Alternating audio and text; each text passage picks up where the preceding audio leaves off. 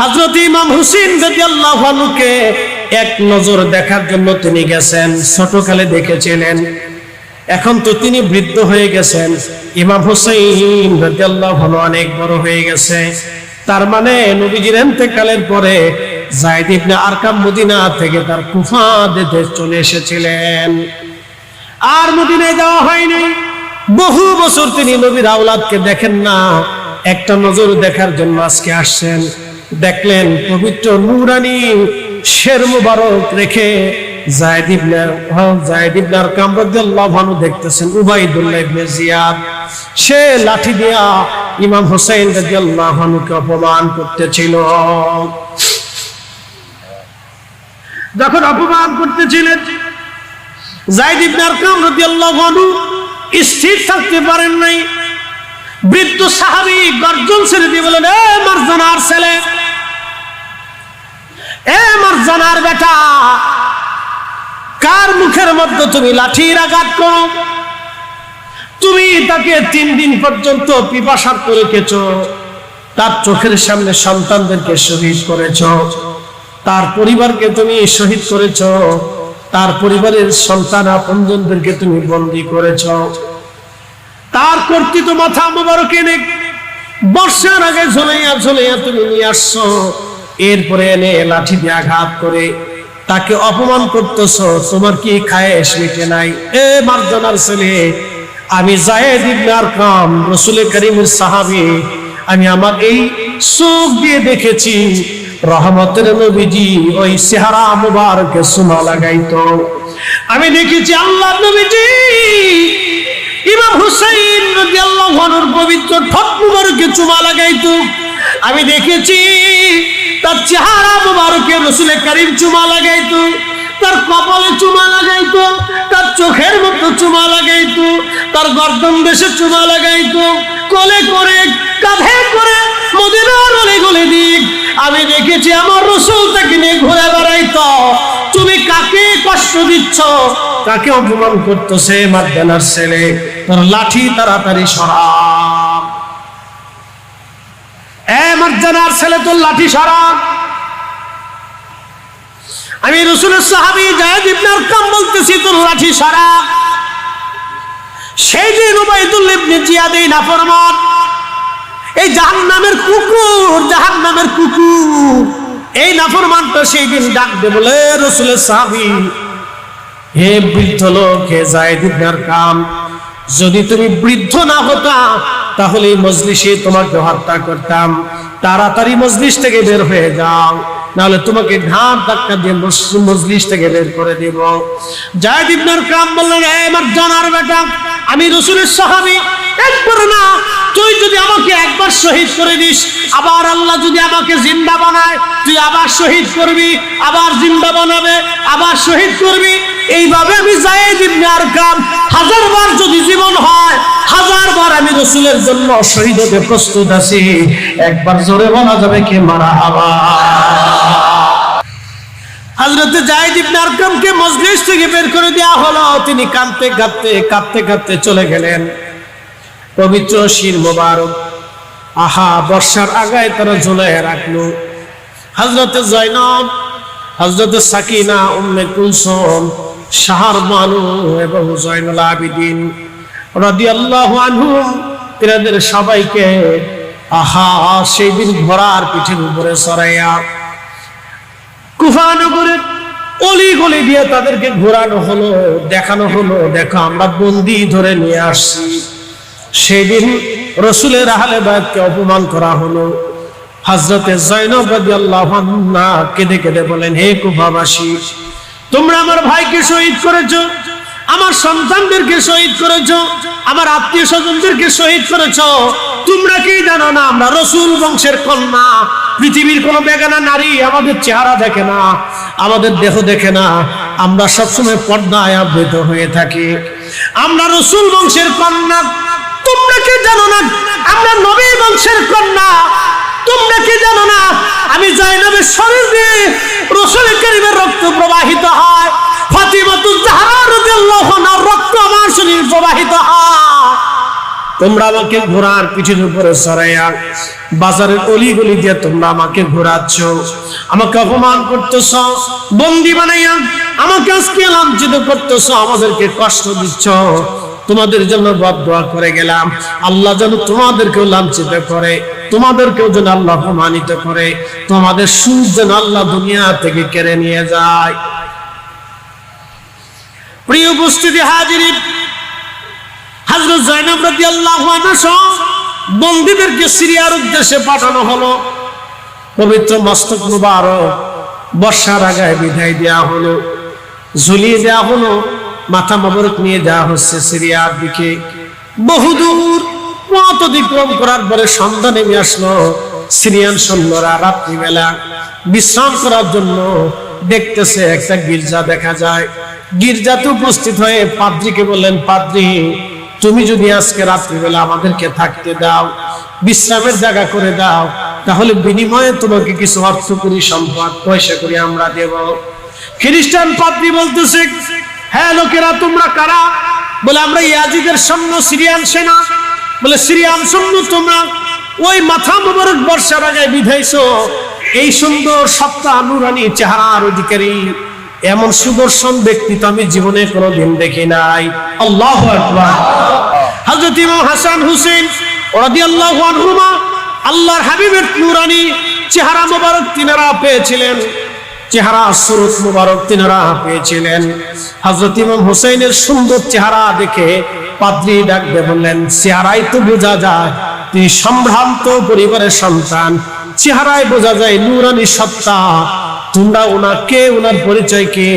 Syrian সৈন্যরা বলল, উনি হচ্ছেন ইমাম হুসাইন, কারবালায় ওনাকে হত্যা করা হয়েছে, উনি আমাদের নবী মুহাম্মদুর রাসূলুল্লাহ সাল্লাল্লাহু আলাইহি ওয়াসাল্লামের দৌহিত্র।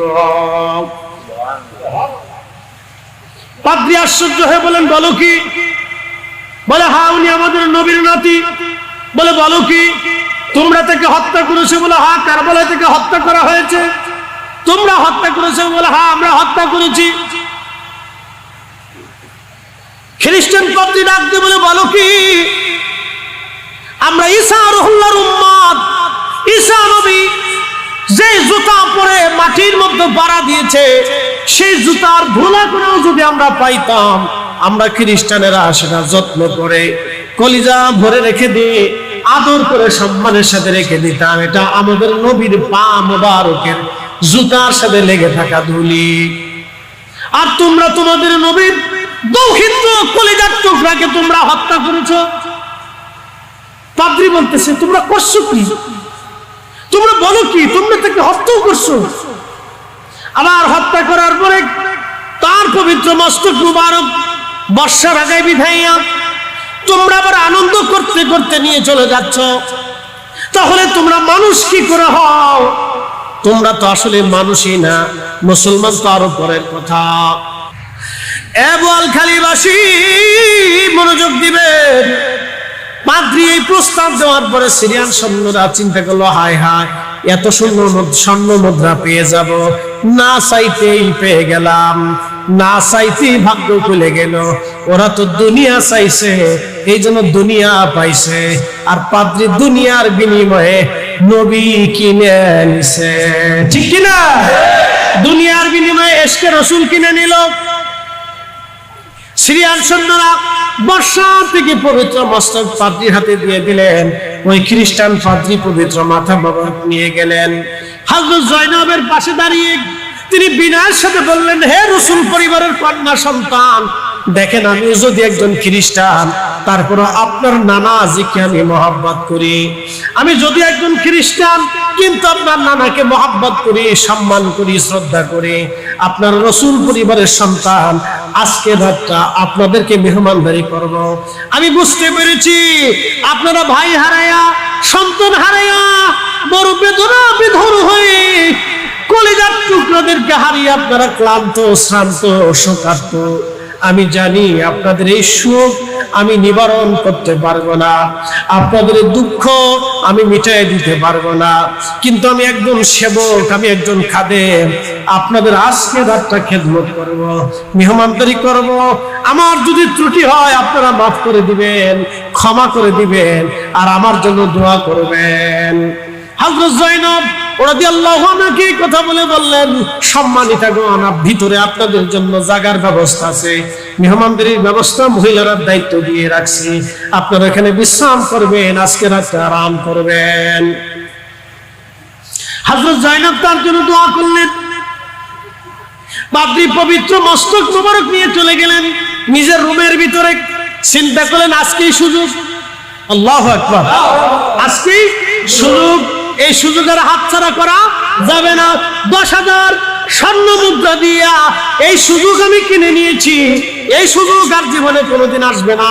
পবিত্র মাথা মোবারক নিয়ে যাইয়া তেনার একটা স্বর্ণের বাসন ছিল, প্লেট ছিল, স্বর্ণের বাসনের উপরে পবিত্র মাথা মোবারক রাখলো।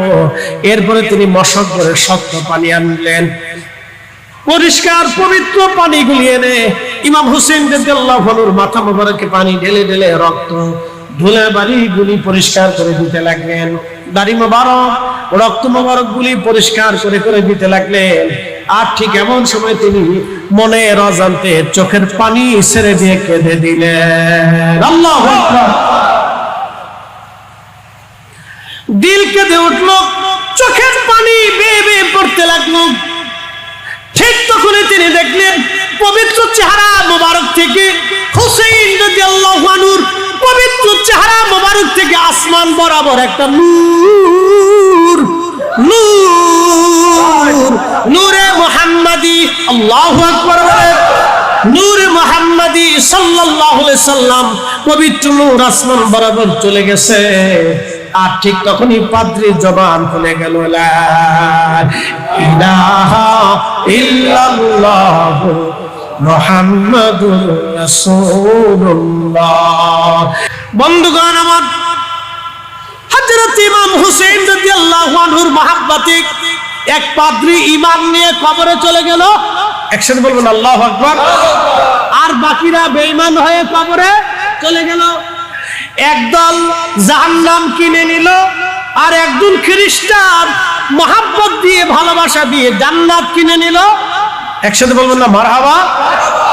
সিরিয়ান সৈন্যরা চলে গেল সিরিয়াতে, ইয়াজিদের রাজ দরবারে উপস্থিত হয়ে গেল। পবিত্র মাথা মোবারক নিয়ে, পবিত্র মস্তক মোবারক নিয়ে চলে গেল। হযরত জয়নব রাদিয়াল্লাহু আনহাকে নিয়ে ভিতরে নিয়ে যাওয়া হলো সিরিয়াতে ইয়াজিদের রাজ দরবারে। তাদেরকে কারাগারের মতো আসামিদের মতো দাঁড় করায় রাখা হলো। আহা, সে সময় হযরত জয়নব রাদিয়াল্লাহু আনহা দাঁড়িয়ে আছেন। হযরত জয়নুল আবিদিন দাঁড়ানো। জয়নুল আবিদিনকে জেলখানার মধ্যে দিয়ে দেওয়া হলো। জয়নুল আবিদিন রাদিয়াল্লাহু আনহু জেলখানার মধ্যে তিনি বসে বসে কাঁদেন। ইয়া রাহমাতাল লিল আলামিন আদরিকলি জয়নুল আবিদিনা মাহবুসু আইদি জালিমিন ইল মারকাবি ওয়াল মাজদাহাবি ইয়া রাহমাতাল লিল আলামিন। জয়নুল আবিদিন রাদিয়াল্লাহু আনহু ইয়াজিদের জেলখানার মধ্যে বসে বসে মদিনার দিকে তাকায় তিনি কাঁদে আর বলে, ইয়া রাহমাতাল লিল আলামিন, আপনার জয়নুল আবিদিন জালিমের জেলখানার মধ্যে আজকে বন্দী হয়ে আছে। ইয়া রাহমাতাল লিল আলামিন, আপনার জয়নুল আবিদিন জালিমের জেলখানার ভিতরে বন্দী হয়ে আছে। ইল মারকাবি ওয়াল মাজদাহাবি ইয়া রাহমাতাল লিল আলামিন আদরিকলি জয়নুল আবিদিন। আপনি দেখেন আপনার জয়নুল জালিমের জেলখানার মধ্যে বন্দী হয়ে আছে। আমরা ইয়া রাসূলুল্লাহ বলে ডাক দিলে আমাদেরকে বেদাতি বলা হয়, কিন্তু সেই দিন বিপদে পড়িয়া মুসিবতের ঘোর অন্ধকারে পড়িয়া হযরত জয়নুল আবিদিন ইয়াজিদের জেলখানায় বসে বসে আমার রাসূলকে ডেকেছিলেন। চিৎকার মেরে জোরে বলেন না ইয়া রাসূলুল্লাহ।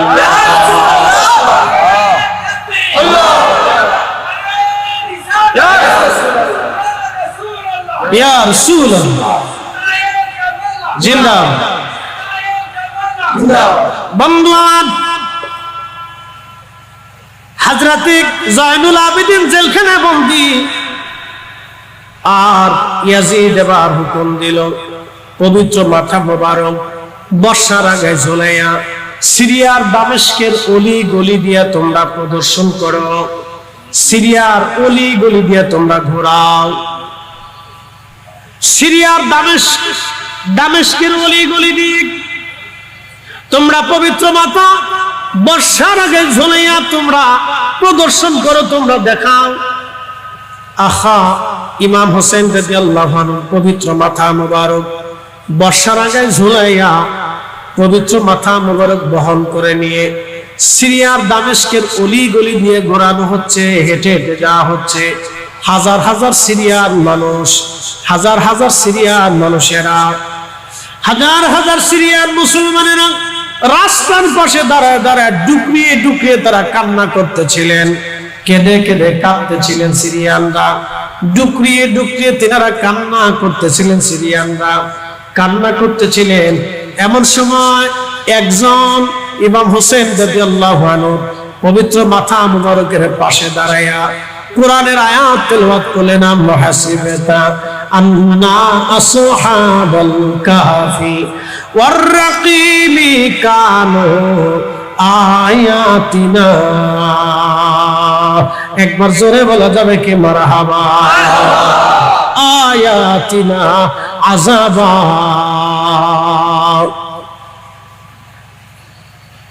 আসহাবে কাহফ ও রকিব আলাদের নিদর্শন কতই না আশ্চর্য নিদর্শন। আসহাবুল কাহফি ওয়ার রাকিবি কানু মিন আয়াতিনা আযাবা, কতই না আশ্চর্য নিদর্শন, আসহাবে কাহফের নিদর্শন। আহা, সেই সময় হযরত ইমাম, অ্যাটেনশন, একসাথে বলেন আল্লাহু আকবার, বলেন ইয়া রাসূলুল্লাহ। সেই সময় ইমাম হোসেন রাদিয়াল্লাহু আনহুর জবান খুলে গেল। না না, আস্তে আস্তে, জোরে বলেন, জোরে জোরে জোরে। শহীদরা কি মরে? জোরে বলেন, মরে। ওয়ালা তাকুলু লিমান ইউকতালু ফি সাবিলিল্লাহি আমওয়াত। তোমরা বলিও না, ওয়ালা তাকুলু, তোমরা বলিও না লিমান ইউকতালু, যারা মৃত্যুবরণ করে, ফি সাবিলিল্লাহ, আল্লাহর রাস্তায়, আমওয়াত, মরা বলিও না, আমওয়াত, মরা বলিও না। একসাথে বলেন আল্লাহু আকবার। বাল আহইয়া ওয়ালাকিন লা তাশউরুন, বরং তারা জিন্দা, তোমরা বুঝতে পারো না। জিন্দা, একসাথে বলেন কি? জিন্দা। জোরে বলেন কি? জিন্দা। হুসাইন, জিন্দা। হুসাইন, জিন্দা। হাসান, জিন্দা। আমাদের নবী, জিন্দা। হুসাইন, জিন্দা। হাসান, জিন্দা। হযরত আলী, জিন্দা। ফাতেমা, জিন্দা। আমাদের নবী, জিন্দা। সাহাবা আজমিন, জিন্দা। ওলিরা, জিন্দা। শহীদরা, জিন্দা। মাশাআল্লাহ, সহজ হিসাব। ওয়ালাকিন লা তাশউরুন, আমরা বুঝি না। আল্লাহ নিজে বলছেন তোমরা একটু অনুধাবন করো না, তোমরা দেখতে পাও না, তোমরা শুনতে পাও না, তবে যারা দেখে তাদের দিল জিন্দা হয়ে গেছে। কথা ঠিক কিনা? তারা দেখে যাদের দিল জিন্দা। জোরে বলেন, তারা দেখে যাদের দিল জিন্দা। তারা দেখে, আমরা দেখি না, ওটা আমরা দেখি না। হযরত ইমাম হুসাইন রাদিয়াল্লাহু আনহুর জবান খুলে গেল। জবান খুলে তিনি বলতে লাগলেন, আযাবু আসহাবাল কাহফি কাতিলি ওয়া হামলি। আযাবু আসহাবাল কাহফি কাতিলি ওয়া হামলি, আমাকে বহন করা, আমাকে হত্যা করা আসহাবে কাহফ থেকেও কি কোন আশ্চর্যজনক ঘটনা। একসাথে বলবেন আল্লাহু আকবার। আসহাবে কাহফ কারা? যারা 309 বছর পর্যন্ত গুহার ভিতরে ঘুমিয়েছিল। কত বছর? 309 বছর। ধরে বলেন কত বছর? 309 বছর পর্যন্ত ঘুমায়, সূর্যের আলো ঢোকে নাই, ঠান্ডায় তারা কষ্ট পায় নাই, একেবারে এয়ার কন্ডিশন, পোকা লাগে নাই, পশম পড়ে যায় নাই, ব্লাড সার্কুলেশন নষ্ট হয় নাই, ত্বক নষ্ট হয় নাই, স্বাস্থ্য নষ্ট হয় নাই, পানি লাগে নাই, পিপাসা লাগে নাই, গ্যাস লাগে নাই, বাথরুম আসে নাই। 309 বছর ঘুমিয়েছিলেন তারা, 500 অতিক্রম করাইলেন আল্লাহ, বাতাস দিলেন আল্লাহ, পানি খাওয়াইলেন আল্লাহ, ঘুমের ভিতরে সব হয়ে গেল। 309 বছর, এটা অনেক আশ্চর্য, অনেক আশ্চর্য। আল্লাহর রসুলের পবিত্র ইমাম হুসাইন কর্তৃত পবিত্র মাথা থেকে আওয়াজ আসে, আযাবু আসহাবুল কাহফি কতলি ওয়া হামলি, আমাকে হত্যা করা, আমাকে বহন করে নিয়ে আমাকে অপমান করা, এইভাবে বর্ষার আগায় বিদায়া ঝুলাইয়া তোমরা অলিগলি দিয়া আমার ঘুরাইতেছো, আমার অপমান করতেছো, এটা কি আসহাবে কাহফের চাইতে কোন আশ্চর্য? তখন ওই ব্যক্তি ইমামে মাকামের পবিত্র মাথা মোবারকে চুমা লাগাইলেন, কপাল মোবারকে চুমা লাগাইলেন, কান্নার রোল পড়ে গেল। হাজার হাজার লক্ষ লক্ষ মানুষ কান্না করতে লাগলো। ইমাম হুসাইন রাদিয়াল্লাহু আনহুর পবিত্র মস্তক মোবারক দেখে সবাই কান্না করতে লাগলো, কান্না। এই পবিত্র মস্তক যেতে যেতে যেতে যেতে যেতে যেতে যেতে যেতে যেতে যেতে ইস্পাহান না আসকালান, যেতে যেতে আসকালান, বর্তমান গাজা, এর পূর্ব নাম ছিল আসকালান। বর্তমান গাজা, এর পূর্ব নাম কি? আসকালান। 530 হিজরি, 530 হিজরিতে এই আসকালান শহর দখল করে নিয়ে গেল খ্রিস্টানেরা। 530 হিজরিতে এই আসকালান শহর দখল করে নিয়ে গেল খ্রিস্টানেরা। 530 না 470 হিজরি, আমার স্মরণ নেই, 470 অথবা 530 এরকম হবে। অর্থাৎ আজ থেকে 1000 বছর আগে ইমাম হুসাইন রাদিয়াল্লাহু আনহু শাহাদাতের 470 বছর পরে, একসাথে বলুন আল্লাহু আকবার, তাহলে 530, ঠিক আছে, 61 হিজরিতে তিনি শাহাদাত বরণ করেছিলেন। 530 হিজরি ইমাম হুসাইন রাদিয়াল্লাহু আনহুর শাহাদাতের 470 বছর পরে, একসাথে বলেন আল্লাহু আকবার। 470 বছর পরে এই আসকালান দখল করে নিয়ে গেল খ্রিস্টানেরা, ক্রুসেডাররা, বাইতুল আকসা দখল করে নিয়ে গেল। যেই বাইতুল আকসা এখন ইহুদিরা দখল করে নিয়েছে, সেই বাইতুল আকসা খ্রিস্টানরা দখল করে নিয়ে গেল। মিশরে যিনি বাদশা ছিলেন, তিনি চিন্তা করলেন, আমাদের সাইয়্যিদ, আমাদের শিরতাজ, আমাদের মাথার মুকুট, জান্নাতের যুবকদের সর্দার ইমাম হুসাইন রাদিয়াল্লাহু আনহুর পবিত্র মাথা মোবারক আসকালানে থাকবে, সেটা খ্রিস্টানদের নিয়ন্ত্রণে থাকবে, তা হয় না। আমাদের সাইয়্যিদের পবিত্র মাথা মোবারক আমরা আসকালান থেকে নিয়ে চলে আসব।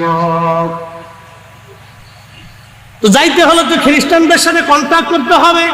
তো মিশরের বাদশা তিনি খ্রিস্টান প্রধানের সাথে কন্ট্যাক্ট করলেন, আমরা আমাদের সাইয়্যিদের মাথা নিয়ে আসতে চাই। তো খ্রিস্টান প্রধান রাজি হয়ে গেলেন, ঠিক আছে, আপনারা আপনাদের সাইয়্যিদের মাথা নিয়ে যাবেন, কিন্তু বিনিময়ে আমাকে 30,000 স্বর্ণ মুদ্রা দেওয়া লাগবে। কত হাজার? 30,000। বর্তমানে কত টাকা হিসাব করেন? কত হাজার? 30,000 স্বর্ণ মুদ্রা। সেই দিন তারা টাকার কাছে তাকান নাই, আজকে যেমন আপনারা অর্থের দিকে তাকান নাই, প্রেমের দিকে তাকাইছেন, কথা ঠিক কিনা? সুহাদা কারবালা মাহফিল মানে প্রেমের দিকে তাকাইছেন, অর্থের দিকে তাকান নাই। এই মাহফিলের ভিতরে কোনো ঘাটতি নাই, ঘাপলা নাই, কোনো ঘাপলা নাই, কোনো ঘাপলা নাই। এই মাহফিল শুধুই আহলে বাইতের মহব্বত, কথা ঠিক কিনা? এই মাহফিল দেওয়ার পরে আপনারা সরকার থেকে কোনো টেন্ডার পাবেন না, রাস্তা পাবেন না, সুযোগ সুবিধা পাবেন না, চাকরি বাকরি পাবেন না, বিদেশ যাত্রা পাবেন না, ব্যবসা পাবেন না, কিচ্ছু পাবেন না। কিন্তু কিয়ামতের ময়দানে ইমাম হুসাইন রাদিয়াল্লাহু আনহুর শাফায়াত পাবেন। আল্লাহু আকবার বলেন না? তাহলে আমাদের ওইটাই দরকার, কথা ঠিক আছে? কয় হাজার স্বর্ণ মুদ্রা? 30,000। মিশরের বাদশা বললেন, ঠিক আছে, আপনাকে 30,000 স্বর্ণ মুদ্রা দিয়ে দেব, নিয়ে চলে যান, কিন্তু আমরা আমাদের সাইয়্যিদের পবিত্র মাথা মোবারক নিয়ে আসবো। 530 হিজরি ওনার শাহাদাতের 470 বছর পর মিশরের সুলতান সৈন্য সামন্ত নিয়ে আলেম ওলামা নিয়ে আমির উমরা নিয়ে রওনা করলেন সুদূর মিশর থেকে বর্তমানে গাজা হয়ে, অর্থাৎ গাজা বর্তমানে গাজা আসে নাম ছিল আসকালান, এই অঞ্চলে তিনি প্রবেশ করলেন। প্রবেশ করার পরে ইমাম হোসেন রাদিয়াল্লাহু আনহু পবিত্র মাজার শরীফে গেলেন। ওনার মাজার শরীফ হলো মাথা মোবারকের মাজার। পৃথিবীতে একজনের দুইটা মাজার। আল্লাহু আকবার। একজনের কয়টা মাজার? আমাদের চট্টগ্রাম শহরে বাইজিদ বোস্তামি রহমতুল্লাহর দরগা আছে কিনা না? এখানে কিন্তু কোনো মাজার নাই।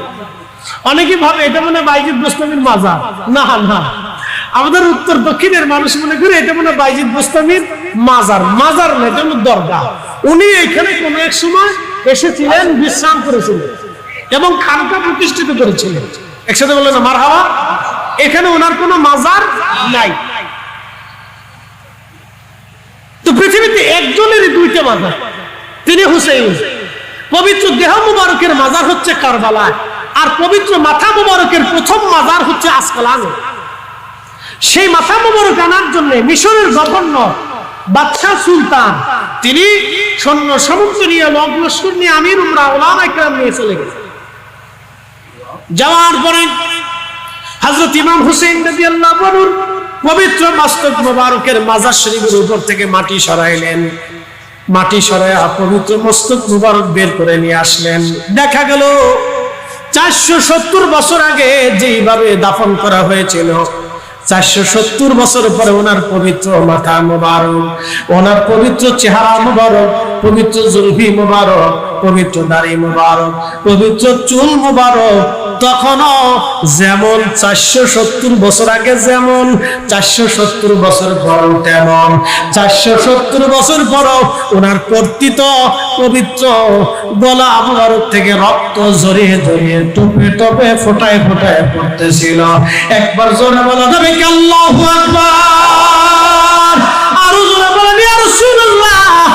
ইমাম হোসেন যদি 470 বছর পর ওনার মাজারে অক্ষত পাওয়া যায়, তাহলে বলেন আমাদের নবী আছে না নাই? কাযযাবদের কাছে নাই, কিন্তু ইমানদারদের কাছে আছে। পবিত্র মস্তক উঠানো হলো, কিন্তু সুগন্ধি মারহাবা কর, সারা অঞ্চলে জান্নাতি সুগন্ধি দিয়ে ভরে গেল। ইমামে মাকাম পবিত্র মাথা মুবারকের ভিতর থেকে এত পরিমাণে সুগন্ধি আসতে লাগলো, বেহেশতের ঘ্রাণ আসতে লাগলো, বেহেশতের জান্নাতের খুশবু আসতে লাগলো। তবে হ্যাঁ, এখনো যদি জান্নাতের খুশবু আপনি নিতে চান, তাহলে ইমাম হোসেন রাদিয়াল্লাহু তাআলা আনহুর সেই পবিত্র কাপড় মুবারক অথবা কর্তৃত সেই মাথা মুবারকের যেখানে রক্ত লেগেছিল অথবা চুল মুবারক এখনো যদি পাওয়া যায়, সেখান থেকে ঘ্রাণ আসবে। তবে হ্যাঁ, আমি গত বছর উহুদে ঘ্রাণ পেয়েছিলাম। বলে কেমন? আমি গত হজ, এই হজের আগের বছরের হজ করতে গেলাম। আমি মদিনার থেকে যখন আমাদের প্যাকেজ শেষ হয়ে গেল, 2 দিন মাত্র সময় আছে, আমরা চিন্তা করলাম সময় তো শেষ, একটা বার উহুদে যাব। দিনের ভাগে তো বহুবার গেলাম, রাত্রিবেলা একটা বার যেতে চাই। রাত্রিবেলা আমরা উহুদে গেলাম। রাত্রিবেলা উহুদে যাওয়ার পরে আমরা রাত্রিবেলা উহুদে গেলাম, যেখানে আল্লাহর নবী বিশ্রাম করেছিলেন, যে উহুদের ফাঁকা জায়গায়। উহুদের পাহাড়ের একটা জায়গা দেখবেন ফাঁকা আছে, পাহাড়ের উপরে বাম পাশে একটা ফাঁকা। ওই ফাঁকা জায়গায় আল্লাহর নবীকে আহত অবস্থায়, দন্ত মোবারক শহীদ অবস্থায় তাকে ধরে নিয়ে যায়, এখানে বিশ্রামে রাখা হয়েছিল। আমরা হজ করতে যাই, বিদায় নেওয়ার আগে গেলাম রাত্রিবেলা। আমরা উপরে উঠার পরে দেখলাম বাতাস থেকে জান্নাতের খুশবু আসে। আল্লাহর কসম করে বলি, মাহফিল সাক্ষী, আমি আমার নাকরে, চোখরে, কানরে, জীবনকে ফাঁকি দিতে পারবো না। শুধু আমি না, আমি সরোয়ার 4-5 জন আলেম ছিল। সাধারণ ব্যক্তিত্বরাও ছিল। আমরা এখানে এশার নামাজ পড়লাম, নফল পড়লাম, দোয়া করলাম, মিলাদ শরীফ পড়লাম, দোয়া করলাম, কান্নাকাটি করলাম, ঘৃণা আসতে লাগলো। ওইখানে সিমেন্ট দিয়ে ঢেকে দেওয়া হয়েছে যাতে ভিতরে কেউ ঢুকতে না পারে। চিন্তা করলাম এত ঘ্রাণ কোথা থেকে আসে? সামান্য জানালার মতো কাটা আছে, হয়তো বর্তমানে সেটা বন্ধ করে দিছে। আমার জানা মতে হয়তো বন্ধ করে দিছে, অথবা খোলাও থাকতে পারে। আমি উঠে ওইখান থেকে হাত বাড়িয়ে মাথা মোবারক ঢুকায় দেখলাম যেখানে আল্লাহর নবী বসছিলেন, বিশ্রাম করেছিলেন, ওইখান থেকে আল্লাহর পক্ষ থেকে জান্নাতের ঘ্রাণ আসে। পৃথিবীর কোন ঘ্রাণের সাথে সেই ঘ্রাণের কোনো মিল পাওয়া যায় না। আল্লাহু আকবার। 1450 বছর পরে এখনো নবীদের জান্নাতের ঘ্রাণ পাওয়া যায়। তার মানে রাসূলের জায়গা রাসূল আছে, আমাদের চোখের জায়গা চোখ নাই। কথা কোন না কেন? আল্লাহ রাসূল বললেন আল মারউ মা মান হাব্বা, দুনিয়াতে তুমি যাকে ভালোবাসবে হাশরের ময়দানে তার সাথে তোমার হাশর ও নাশর হয়ে যাবে। সাহাবীরা বললেন ইয়া রাসূলুল্লাহ, পৃথিবীর পূর্ব দেশ থেকে যদি একজন ভালোবাসে পশ্চিমের একজন মানুষকে, কোনদিন দেখা সাক্ষাৎ হয় নাই, কোনদিন উঠা বসা হয় নাই, কারাবাত হয় নাই, তারপরও কি জান্নাতের মধ্যে একসঙ্গে থাকবে? আল্লাহর হাবিব বললেন হ্যাঁ, কখনো দেখাও যদি না হয়, শুধু ভালোবাসার কারণে কিয়ামতের ময়দানে তাদের হাশর ও নাশরে একসাথেই হবে। এর অর্থ আমরা ইমাম হুসাইনকে ভালোবাসি, এই ভালোবাসার কারণে কিয়ামতের ময়দানে তাদের কদম মোবারকে আমাদের জায়গা বরাদ্দ হবে। কথা বলেন ঠিক কিনা? প্রিয় উপস্থিতি, আরবিতে একটা প্রবাদ আছে, শরফুল মাকিন ওয়া শরফুল মাকান, শরফুল মাকানে ওয়া শরফুল মাকিন। কিছু জায়গার কারণে মানুষের দাম বাড়ে, কিছু মানুষের কারণে জায়গার দাম বেড়ে যায়। যেমন শাহজালাল ইয়ামানি মুজাররিদি আসার কারণে সিলেটের দাম বেড়েছে, সিলেটের কারণে শাহজালাল ইয়ামানি মুজাররিদির দাম বাড়ে নাই।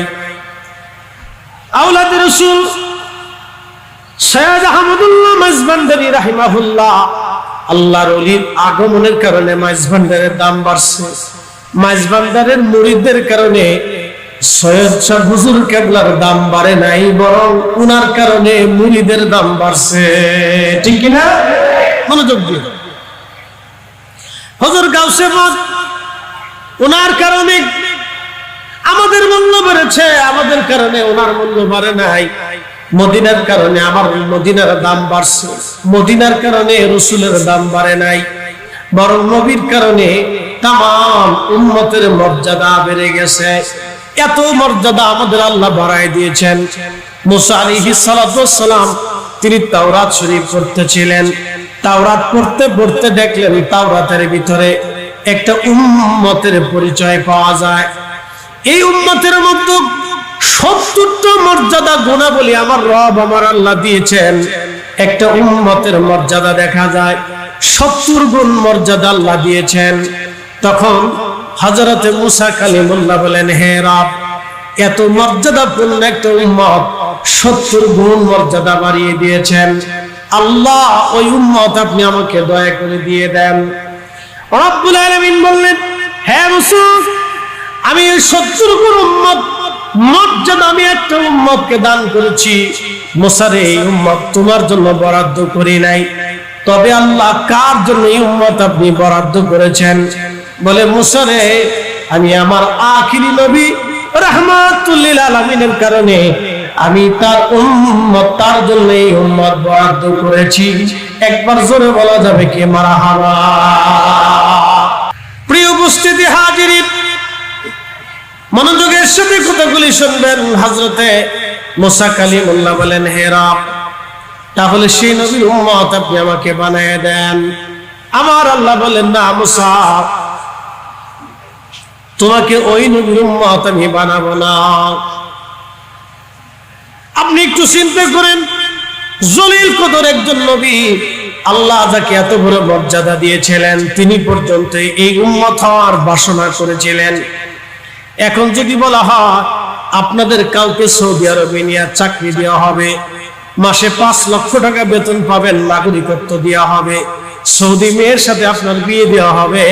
বাংলাদেশের 1 কোটি যুবকের মধ্যে 1 কোটি যুবক রাজি হয়ে যাবে। 1 কোটি যুবক এক পা রাজি হবে।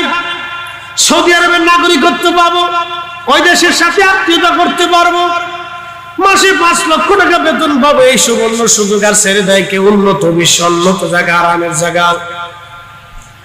দেখেন, আপনি চিন্তা করেন, হযরত নবী আলাইহিস সালাম এই উম্মতের মর্যাদা দেখে বলেছেন, আল্লাহ আমরা ওই নবীর উম্মত বানায়া দেন।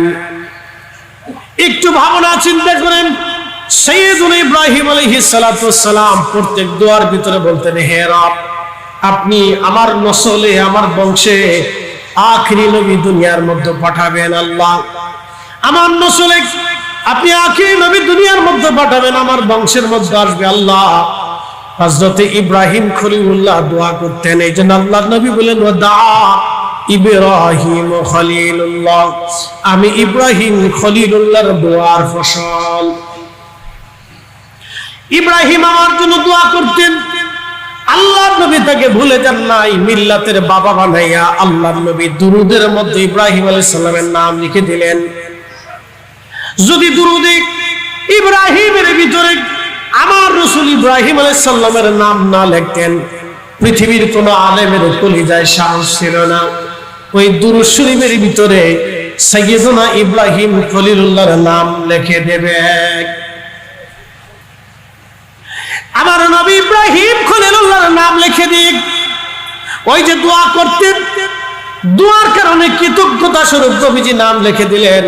একটু চিন্তা করেন, আমার এই নবীর মর্যাদা দেখে ইব্রাহিম খলিলুল্লাহ পর্যন্ত লোভে কাতর হয়ে গেছে যে আমার বংশে যদি একটা সন্তান আসে, এত বড় পাওয়ারফুল মর্যাদাওয়ালা নবী যদি আমার বংশে আসে, আমার বংশের মর্যাদা বেড়ে যাবে। আল্লাহু আকবার। বোয়ালখালীবাসী মনোযোগের সাথে শুনবেন, হযরত ঈসা আলাইহিস সালাতু ওয়াস সালাম বিরাট বড় এক পাহাড়ের পাশ দিয়ে হেঁটে হেঁটে যাচ্ছেন। আল্লামা, বিরাট বড় আল্লামা ইমাম সাফুরি আশ-শাফি রাহিমাহুল্লাহ, তিনি নুজহাতুল মাজালিসে লিখেছেন, হযরত ঈসা নবী বিরাট বড় পাহাড়ের পাশ দিয়ে হেঁটে হেঁটে যান। যাওয়ার সময় দেখলেন সাদা এক মার্বেল পাথর পড়ে আছে। হযরত ঈসা আলাইহিস সালাম পাথরের চারপাশে দাঁড়ালেন, ঘুরতে লাগলেন। এত বড় পাথর, সুন্দর, জীবনে তো কখনো এমন সুন্দর পাথর দেখি নাই। পাথরের চারপাশ দিয়ে ঘুরতেছেন, রব্বে কারীমকে ডাক দিয়ে বলেন, হে রব, এত সুন্দর পাথর পাহাড়ের পাশে কখন কে এই পাথর রাখলো? আল্লাহ, এত আশ্চর্য লাগতেছে, এত চমৎকার করে তুমি পাথর বানাইছো। আমার আল্লাহ ডাক দিলেন, ঈসা, তুমি কি পাথরের মধ্যে কি আছে দেখতে চাও? ঈসা রুহুল্লাহ বলেন, হ্যাঁ আল্লাহ, পাথরের মধ্যে কি আছে আমি দেখতে চাই। আমার রব বলেন, ঈসা, তোমার হাতের লাঠিখানা পাথরের মধ্যে তুমি আঘাত করো। ঈসা রুহুল্লাহ পাথরের উপরে লাঠির আঘাত করলেন। আল্লাহর নবী ঈসা আলাইহিস সালাম পাথরের উপরে আঘাত করার সঙ্গে সঙ্গে পাথরখানা ভেঙে 2 ভাগে বিভক্ত হয়ে গেল। ঈসা রুহুল্লাহ দেখতেছে পাথরের ভিতরে একজন আল্লাহর বান্দা লাঠির উপরে ভর দিয়ে আল্লাহর জিকির করতেছে। আল্লাহু আকবার। হযরত আবু মুসলিম আল খাওয়ালামি ইয়ামান দেশে কালেমার দাওয়াত দেওয়ার জন্য চলে গেলেন। যাওয়ার পরে ইয়ামান দেশে ভণ্ড নবীর আবির্ভাব হলো, এদিকেও ভণ্ড নবীর আবির্ভাব হলো। হযরত আবু বকর সিদ্দিক রাদিয়াল্লাহু আনহু ভণ্ড নবীদেরকে দমনের জন্য বিরাট মুসলমানদের সেনাবাহিনী গঠন করে ভণ্ড নবী দমনের জন্য মুসলমানদেরকে পাঠিয়ে দিলেন। কিন্তু ইয়ামান দেশে সৈন্য পাঠানোর মতো কোনো সুযোগ হযরত আবু বকরের হয় নাই। ইয়ামানের ভণ্ড নবীর উদ্ভবটা মারাত্মক হয়ে গেল। আবু মুসলিম আল খাওলাবি রাহিমাহুল্লাহ তিনি তাদেরকে বুঝাইতে লাগলেন, নতুন মুসলমান যারা হয়েছিল তারা ভণ্ড নবীর খপ্পরে পড়ে ভণ্ড নবীর কাছে বায়াত নিয়ে তারাও বেঈমান হতে লাগলো। আবু মুসলিম আল খাওলাবি বহু চেষ্টা করতে লাগলেন, কিন্তু ভণ্ড নবীর লোকেরা আবু মুসলিমকে ধরে নিয়ে গেল। যুদ্ধ করার মতো অস্ত্র শস্ত্র আবু মুসলিম আল খাওলামির ছিল না। হযরত আবু মুসলিম আল খাওলামি রাহিমাহুল্লাহকে ভণ্ড নবীর লোকেরা ধরে নিয়ে গেল। ধরে নিয়ে যাওয়ার পরে বলল, আবু মুসলিম, তুমি তোমার নবীর ধর্ম ছেড়ে দিয়া আমাদের নবী তুমি মেনে নাও। আবু মুসলিম বললেন, দেখ ভণ্ড নবীর লোকেরা জীবন চলে যাবে, আমি তোমাদের এই ভণ্ডকে মেনে নিতে পারবো না। আমার নবী শেষ নবী, আমার নবীর পরে আর কোন নবী দুনিয়াতে নাই। লা নবিয়্যা বাদি ওয়া মান ইদ্দাআ ফাহুয়া কাফির। আমার রাসূলের পরে আর কোন রাসূল নাই, আমার নবীর পরে আর কোন নবী নাই। কেউ যদি নবুয়ত দাবি করে সে কাফের। কথা কোন ঠিক না বেঠে? কাদিয়ানীরা কাফের। জোরে বলেন কাদিয়ানীরা কাফের। আরো জোরে বলেন কাদিয়ানীরা কাফের। আরো জোরে বলেন কাদিয়ানীরা। দলিলে না বিনা দলিলে? দলিল লাগতো না, বিনা দলিলে আল্লাহ, বিনা দলিলে কাদিয়ানীরা কাফের। কথা ঠিক কিনা? যাক, বৃষ্টি আসতেছে মাশাআল্লাহ, প্রচুর বৃষ্টি, সারাদিন বৃষ্টি, প্রচুর বৃষ্টি, চারপাশে প্রচুর বৃষ্টি। কিন্তু আপনারা মাহফিলে বসে রয়েছেন, এগুলি সাধারণত এই চট্টগ্রাম ছাড়া আর কোথাও দেখা যায় না। আপনি ঠিক বললেও ঠিক, না ঠিক বললেও ঠিক। আমি ফার্ম মারতেছি না, আর দুনিয়া তো আসাদুল মিনাল ফার্ম, দুনিয়া ফার্মের উপরে চলে। বলে হুজুর এটা কেমন কইলেন? বাড়ি যাইয়া যদি ফার্ম না মারেন তাহলে ভালো মন্দ খাইতে পারবেন না। আর যদি খালি বলেন যে মর্জিনার মা, এই আমি তো চট্টগ্রামে যাইয়া আব্দুল করিম সাহেবের বাড়ি গেছিলাম, যাইয়া করিম সাহেবের স্ত্রী খুব সুন্দর করে রান্না বান্না করছে, এই তোমার রান্না বান্নাটা বেশি মজা লাগে নাই, তখন দেখবেন যে কি জ্বালার জ্বালা, এই জ্বালা কোনো শেষ নাই, বিরাট বড় পেরা। এই জন্য দুনিয়া তো আসাদুল মিনাল ফার্ম, মাঝে মধ্যে ফার্ম মারতে হয়। ঘরের ভিতরে একটু মাঝে মধ্যে ফার্ম দিবেন, যে ফার্ম যদি বুঝতে না পারে, বেশি মেরেন না, সেটা বুঝে ফেলবে। হালকা হালকা হালকা হালকা মারতে হয়, হালকা হালকা দিতে হয়, না দিলে জ্বালা আছে। প্রিয় উপস্থিতি, মনোযোগ দিবেন। এই চট্টগ্রামে বৃষ্টিতেও মাহফিল হয়, তুফান হইল মাহফিল হয়। আমি 6 নম্বর সিগন্যালেও চট্টগ্রামে মাহফিল করছি। হুজুর ঝড় তুফান হবে, অসুবিধা নাই, ওয়াজ হবে আর আমরা ওয়াজ শুনবো একসাথে। করেন আল্লাহু আকবার। এমন এটা চট্টগ্রামে সম্ভব। 6 নম্বর সিগন্যাল চলতেছিল, ওই যে আগে কি যেন একটা তুফান হয়েছিল না বাংলাদেশে, রাঙ্গুনিয়াতে করছিলাম, এই পাশাপাশি তো এটা কি যেন একটা সিগন্যাল কয় 2 বছর আছে, আমার নাকি আনফান নাকি জায়গাকে ঘোরার নাম সম্বন্ধে দেয় না। তো এই সময় 6 নম্বর সিগন্যালে পাবলিক হুজুর ওয়াজ হবে, অসুবিধা নেই, তুফানে ভাঙিয়ে দেখবে, অসুবিধা নেই, আমরা ওয়াজ শুনবো, ওয়াজ হবে মাশাআল্লাহ। আমি বললাম এটি চট্টগ্রামেই সম্ভব। একসাথে বলেন আল্লাহু আকবার, না আরো জোরে বলেন আল্লাহু আকবার। সারাদিন বৃষ্টি, আমি চিন্তা করতেছিলাম যে বৃষ্টিতে মানুষ বসবে কোথায়। তা আবার জানি যে চট্টগ্রামে তুফান হোক আর বৃষ্টি হোক মাহফিল হবে, এটা আমি শিওর আছি যে মাহফিল যা হয়, তুফান হোক আর বন্যা হোক, মাহফিল হইব, একটা না একটা ব্যবস্থা এরা করবে। তো যাক, আলহামদুলিল্লাহ, এটা আল্লাহর দয়া যে আল্লাহ আপনাদেরকে ইয়াকিন দিছে, বিশ্বাস দিছে। হয়তো এই বিশ্বাসের মধ্যে কোনো ঘাটতি নাই। বৃষ্টি হোক, আল্লাহ দিছে, আমরা পাইয়ে খুশি, আল্লাহ দিয়ে খুশি। বৃষ্টির দিনে বৃষ্টি না হইলে বুঝবেন যে দুর্ভিক্ষ হওয়ার সম্ভাবনা আছে। শীতকালে যদি শীত না আসে তাহলে বুঝবেন দুর্ভিক্ষ হওয়ার সম্ভাবনা আছে। বসন্তে যদি বসন্ত না আসে তাহলে বুঝবেন দুর্ভিক্ষ হওয়ার সম্ভাবনা আছে। বর্ষাকালে যদি বর্ষা না হয় তাহলে বুঝবেন দুর্ভিক্ষ হওয়ার সম্ভাবনা আছে। বাতাসের সিজনে যদি বাতাস না হয় তাহলে বুঝবেন দুর্ভিক্ষ হওয়ার সিজনের সম্ভাবনা আছে।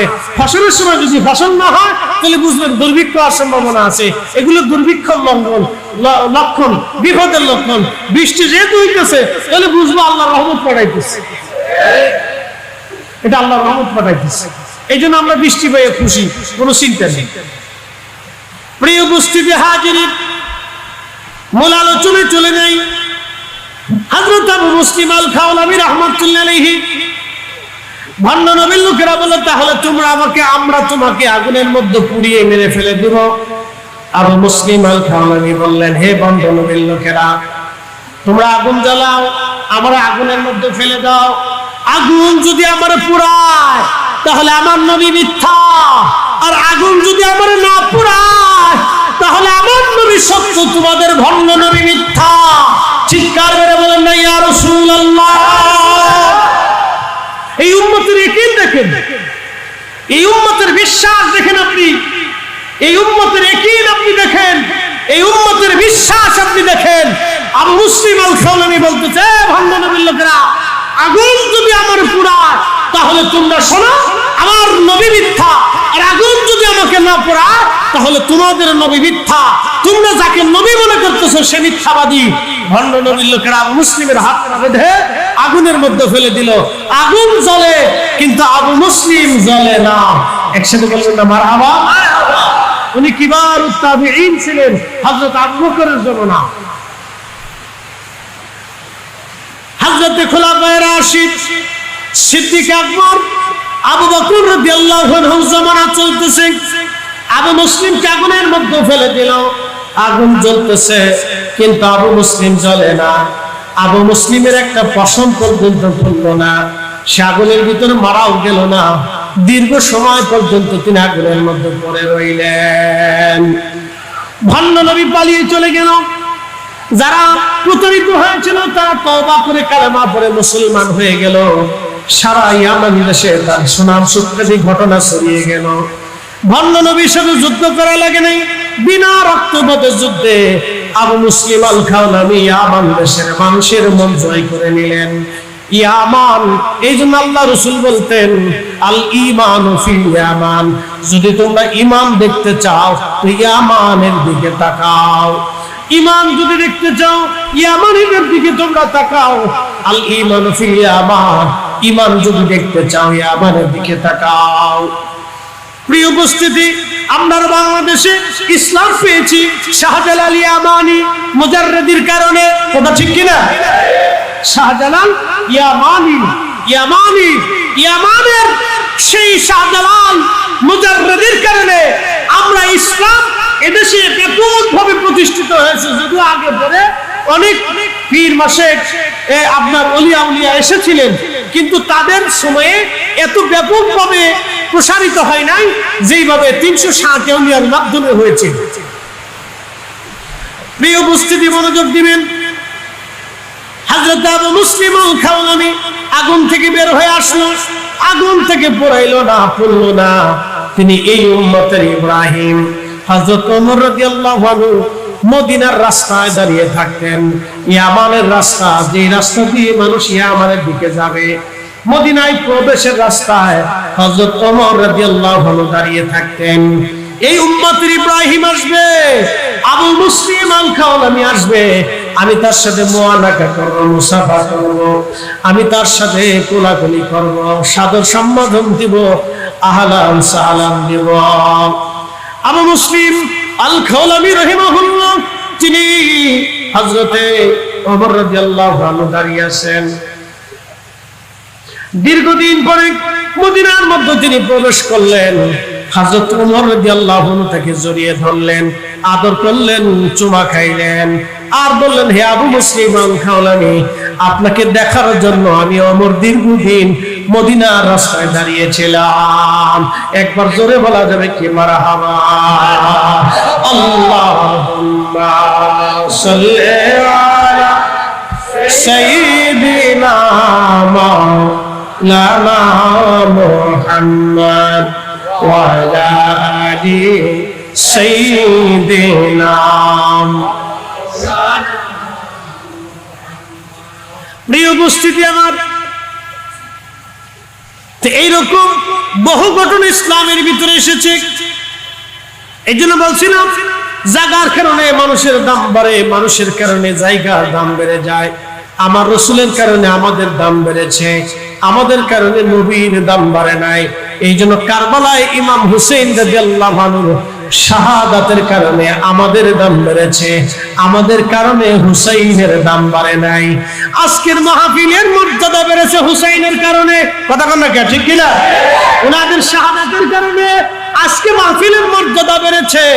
আমরা আসছি সেই কারণে মাহফিলের দাম বাড়ে নাই, বরং হুসাইনির মহব্বতে আমরা মাহফিলে আসছি, আহলে বাইতের মহব্বতে মাহফিলে আসছি, শুহাদায়ে কারবালার মহব্বতে মাহফিলে আসার কারণে আমাদের দাম বেড়ে গেছে।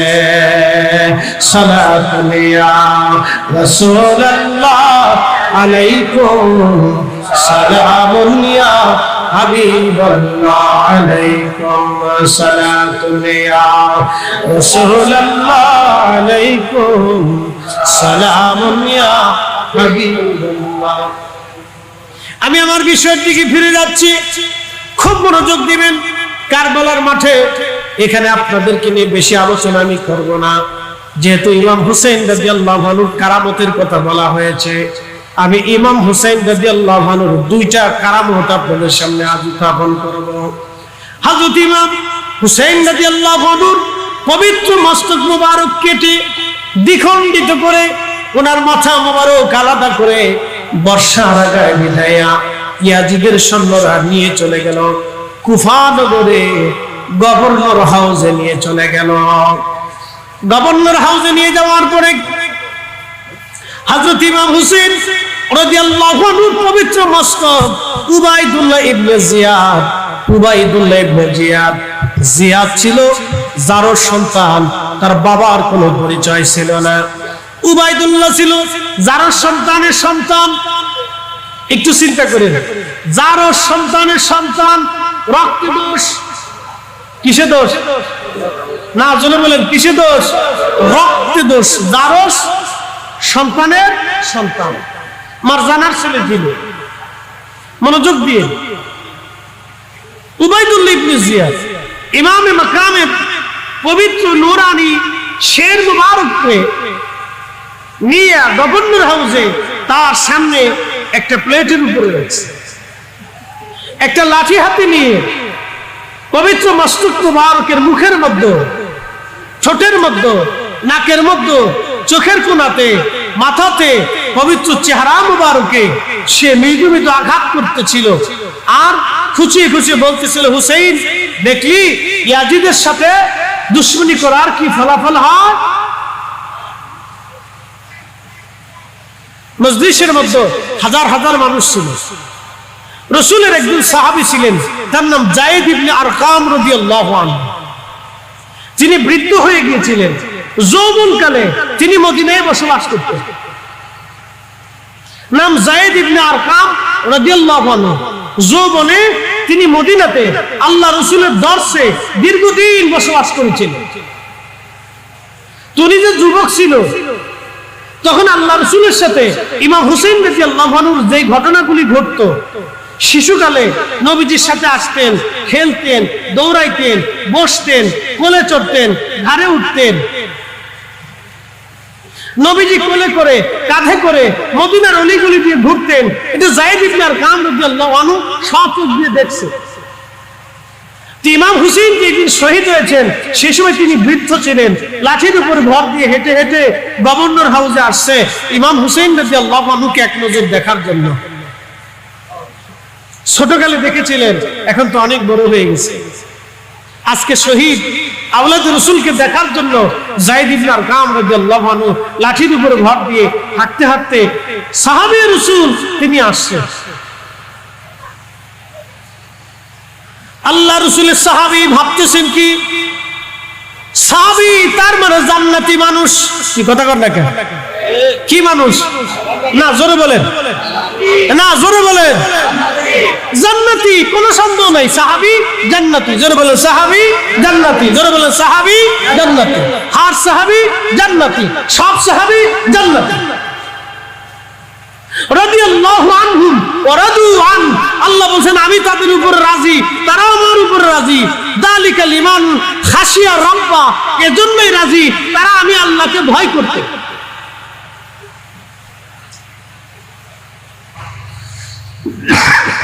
তাহলে তো তোমরা নিকৃষ্ট মানুষ, তোমরা তো নিকৃষ্ট লোক। এই মহিলারা কারা? যাদের চেহারায় খুব ক্লান্তির ছাপ, দুর্বলতা, অসহায়ত্ব দেখা যাচ্ছে, ক্রন্দনরত। এরা কারা? বলে এরা আমার রাসূল পরিবারের কন্যা, সন্তান, আওলাদ। তারা রাসূল পরিবারের ব্যক্তিত্ব। তারা বলতেছে, বলো কি তোমরা তাদেরকে এইভাবে বন্দী করে ধরে নিয়ে যাচ্ছ? তাহলে তোমরা কি করে মানুষ হও? তোমরা তো পৃথিবীর নিকৃষ্ট মানুষ, পৃথিবীর নিকৃষ্ট জীব, তোমরা করছো কি? তখন এই পাদ্রী ডাক দিয়ে বলল, হে সিরিয়ান সৈন্যরা, তোমাদেরকে রাত্রিবেলা আমি থাকতে দেব, তোমাদের কাছ থেকে কোনো বিনিময় নেব না। আমার এই গির্জার ভিতরে গুপ্তধন লুকিয়ে রেখেছি, 10,000 স্বর্ণ মুদ্রা আছে। 10,000 স্বর্ণ মুদ্রা। একটা স্বর্ণ মুদ্রা বর্তমানে 1 ভরি করেও যদি ধরেন তাহলে 1,70,000 টাকা। কথা বুঝুন না মনে হয়? আবার বুঝি, বর্তমানে স্বর্ণের দাম ভরি কত? 1,40,000 না, স্বর্ণ কিনেন না মনে হয়, বহুদিন তাহলে বিয়ে থা করেন নাই, ইদানিং বিয়ে শাদী করেন নাই। 1,60,000-1,70,000 হবে, জানেন না খবর?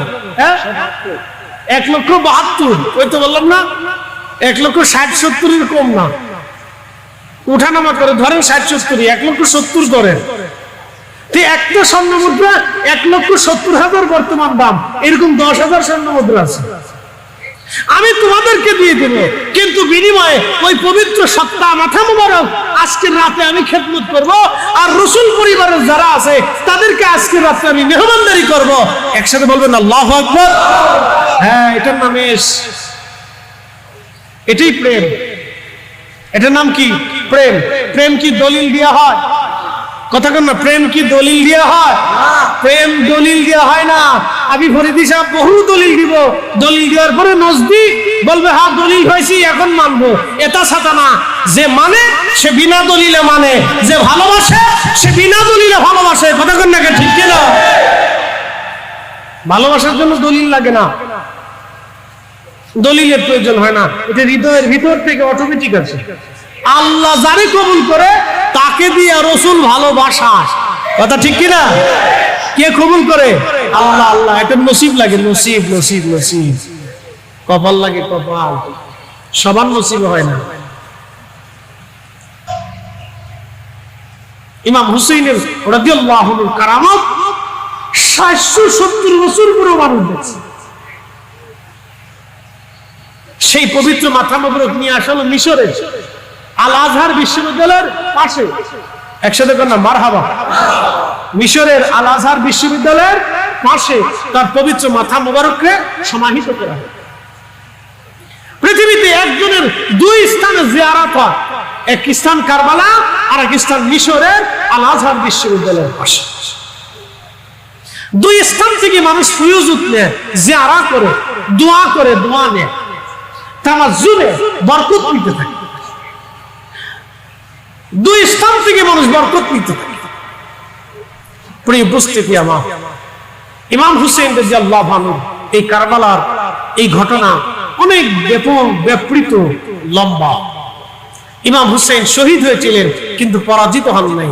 ইয়াজিদ বাহ্যিকভাবে দেখা গেছে সে বিজয় হয়েছে, আসলে সিন্দিকির তরে সে পরাজিত হয়ে গেছিল। বেশি দিন সে বাঁচতে পারে নাই। আল্লাহ রাসূল বলছিলেন হালাকাতু উম্মতি আলা ইয়াদাই গিলবাতিন মিন কুরাইশ, সহিহুল বুখারী।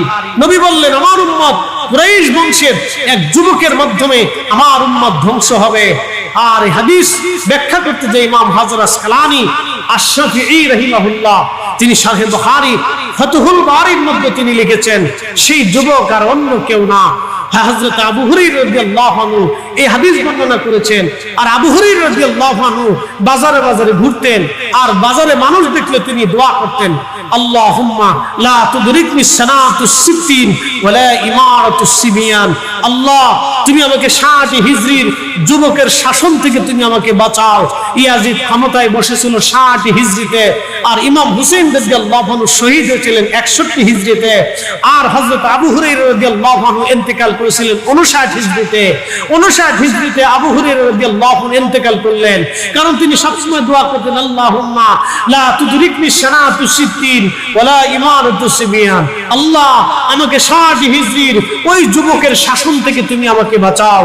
আল্লাহ, তুমি আমাকে 60 হিজরির যুবকের শাসন থেকে বাঁচাও। আল্লাহর নবী হযরত আবু হুরায়রাকে বলে গিয়েছিলেন, আবু হুরায়রা 60 হিজরিতে একটা যুবক আসবে, আমার কুরাইশ বংশের একটা সন্তান আসবে, তার মাধ্যমে আমার উম্মত ধ্বংস হবে, আমার বহু উম্মত জাহান্নামে চলে যাবে, আমার উম্মত মতপার্থক্যগ্রস্ত হয়ে যাবে, দলে বিভক্ত হয়ে যাবে, আমার উম্মত মতানৈক্যের মধ্যে পড়ে যাবে। তার কারণে কারণে আমার উম্মত ধ্বংস হয়ে যাবে, কোন উম্মত জাহান্নামের রাস্তা খুঁজে নিয়ে যাবে। হে আবু হুরায়রা, সেই ব্যক্তির নাম ইয়াজিদ। আল্লাহ রাসূল বলে গিয়েছিলেন বিদাত, হযরত আবু হুরায়রা দোয়া করতেন, আল্লাহ আমাকে 60 হিজরির যুবকের শাসন থেকে তুমি আমাকে বাঁচাও, আমাকে ওই পর্যন্ত হায়াত দিও না, কারণ এই ফিতনা আমি সহ্য করতে পারবো না আল্লাহ। তিনি 59 হিজরিতে ইন্তেকাল করেছিলেন। ইয়াজিদ ক্ষমতায় বসেছিল 60 হিজরিতে, আর হযরত ইমাম হুসাইন রাদিয়াল্লাহু আনহু শহীদ হয়েছিলেন 61 হিজরিতে। হে প্রিয় বোয়ালখালীবাসী, আল্লাহ ফিতনা থেকে আমাদেরকে বাঁচাই রাখুন, জোরে বলেন আমিন। আর 64 হিজরিতে যাইয়া ইয়াজিদ মৃত্যুবরণ করেছিল। কোন এক বর্ণনাতে আসছে বানরের কামড়ে মৃত্যুবরণ করেছে। সে এক বানর বলতো, বানর চিনছিলি? বান্দরবনের বানর, বান্দরবনের বান্দর। আমরা এলাকায় বানর, আপনাদের এলাকায় কি বান্দর? আচ্ছা বান্দরই ধরেন, বান্দরবন তো বান্দরই ধরেন, তো বান্দর বলতো বান্দর। এই বান্দরের সাথে খেলা করতে যাইয়া বান্দরকে আজকে পাইছি, তোরে আজকে ধরছি, তোরে আজকে ছাড়বো না, বান্দরে কামড়ায় মারছে। আর এক বর্ণনায় আসছে সে জেনা করতে গেছিল। জেনা কি করতে গেছে? আস্তে কোন কেন, জোরে বলেন জেনা। জেনা বাইজি আছে না, বাইজি সুন্দরী নারী দিয়ে আগে রাজা বাদশারা নাচানাচি করতো, জেনা করতো, আনন্দ ফুর্তি করতো। যে ইয়াজিদ ওরকম আনন্দ ফুর্তি করতে যাইয়া ওই বাইজি, ওই নাচতে বলা, ওই প্রতিটা নারী ইয়াজিদ খুব ভক্ত মতপান করেছে, খাওয়াইয়া এরপরে শরীর আঘাত করিয়া ওই মতপান অবস্থায় ওই নাপাক হালতেই তাকে আল্লাহ জাহান্নামে পাঠাই দিছে। একসাথে বলবেন আল্লাহু আকবার। এই জন্য আল্লাহ রসুলের দুশমনদের মৃত্যু ঠিক মতো হয় না, কথা কন না, ঠিক কিনা? তাদের মৃত্যু ঠিক মতো হয় না, তাদের অপমৃত্যু হয়, জাহান্নামের মৃত্যু হয়। সে জেনা করিয়া নাপাক অবস্থায় মদ পান করিয়া তারপরে মারা গেছে, অথবা বাম ধরে ধরে পিটিয়ে মরছে। যে অবস্থায় মারুক, দুটোটাই মৃত্যু তার ইমানের সাথে হয় নাই, বেঈমানের সাথে হয়েছে। আল্লাহ পাক এই সমস্ত ফিতনা থেকে আমাদেরকে বাঁচায় রাখো, সকলে বলেন আমিন।